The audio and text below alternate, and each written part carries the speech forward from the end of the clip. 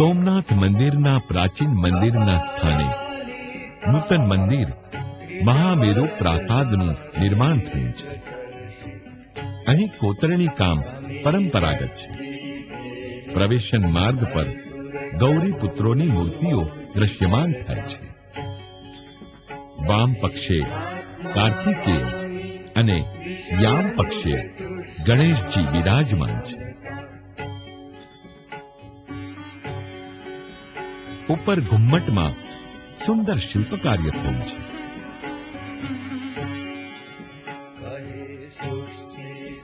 રાવણ કૈલાસ પર્વતને ઉઠાવે છે એ સ્થાપત્ય સોમપુરા શિલ્પીઓની આગવી કલા કૌશલ્યનો પરિચય આપે છે.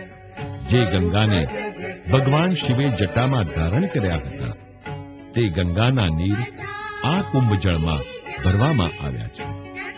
નૂતન મહામેરુ પ્રાસાદના શિખરની ઊંચાઈ 155 ફૂટ છે.